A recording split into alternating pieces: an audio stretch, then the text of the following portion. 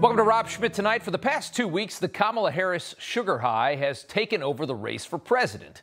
Recent polls now claim it is a toss-up, as a candidate long considered a nitwit has been rebranded by her party and the media as some kind of political dynamo.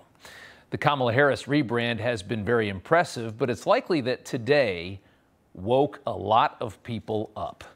The United States, currently led by a man who belongs in a nursing home, is now flirting with a full-scale economic collapse paired with the threat of an all-out war in the Middle East that could include nuclear weapons.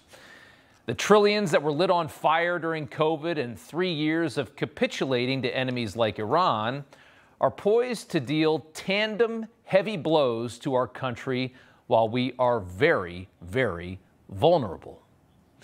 Over the last 15 days, politically, Mr. 4-Day Weekend has been reduced to dust. You barely hear much from Joe Biden anymore. He walked across the lawn today. We did see that.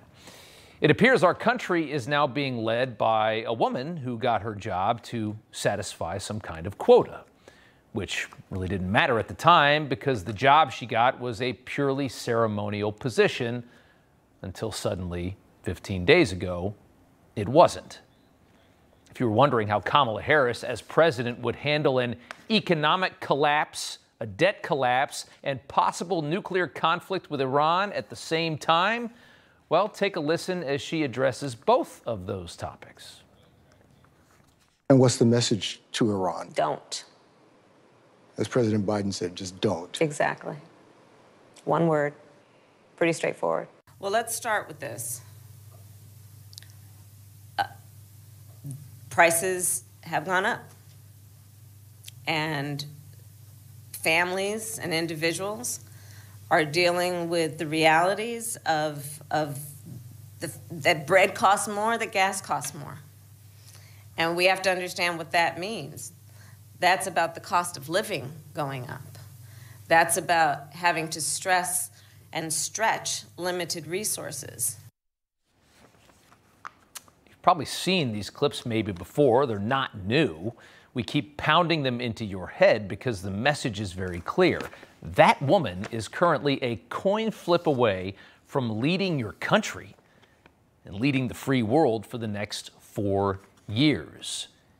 It is mind-boggling, I know. And by the way, Kamala and Joe both said don't to Iran, one of the most embarrassing moments we've ever seen in foreign policy.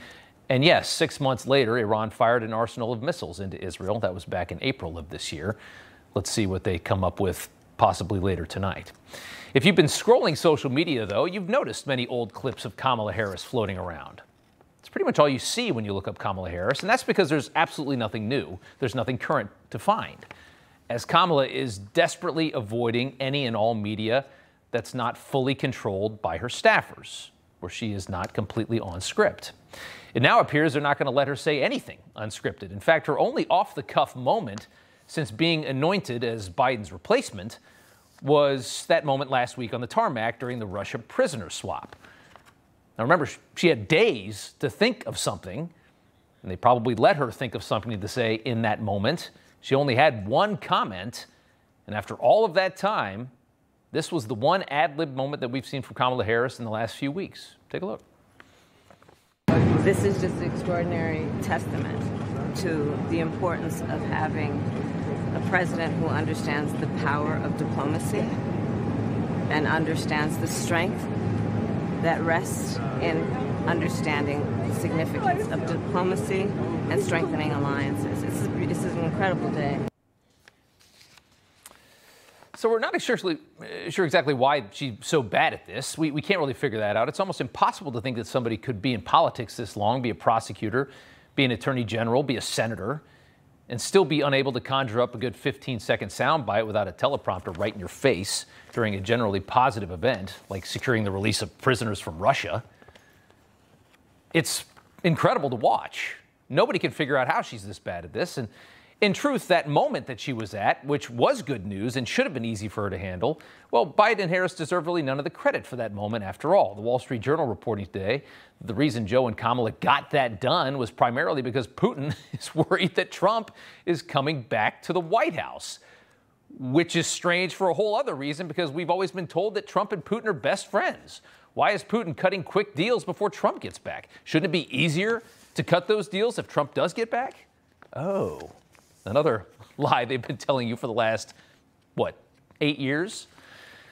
But hopefully we all consider today to be a bit of a reality check. Are we seriously going to let Kamala Harris run this country? It's a question that moderate Democrats and independents need to really be thinking about during this rapidly destabilizing moment around the world, because those are the people that are going to decide this next president. Democrat strategist David Axelrod with a voice of reason moment as his party fawns over Kamala and pretends she's some kind of new impressive option, calling her momentum irrational exuberance. It's illogical. He's right. Simply because the candidate is no longer a corpse does not make her a star. People are going to realize that at some point. The Biden-Harris State Department warning the G7 that Iran could attack Israel at any time. To do this, Iran will be using some of the billions of dollars that this White House, including her, has freed up for them. Iran is also very possibly in possession of nuclear weapons by this point. We've been saying for at least a year now that they're very close, they're very close, they're very close. Are they there yet? We don't really know. They might be. Maybe they want to show them off tonight. This is the incompetence that led to Joe Biden's ouster. This is why he's no longer the candidate. That makes sense. What doesn't make sense is, why is Kamala getting a boost? It's the exact same policy. In fact, it'll just be worse if she gets in. She's further left than Biden. She always has been. And on the economy, the situation is really scary because she has no clue what she's talking about on economics. She never has and she never will. And here was Joe Biden recently talking about the economy. This was maybe a week ago. Listen.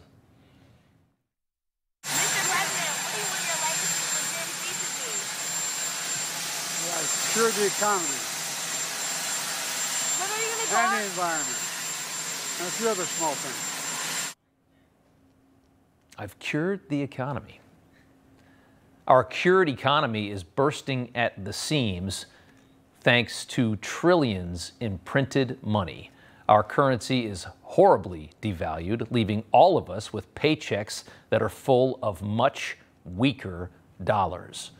And the same people that gave us this disaster, which reared its head today with a 1,000-point plummet of the Dow Jones, have every intention of sticking around. From the White House today, senior economic aide Gene Sperling is leaving the White House right when the stock market crashes to go over and join the Kamala Harris campaign. He's just going to slide right over to the next ship as they try to hold on and stick around.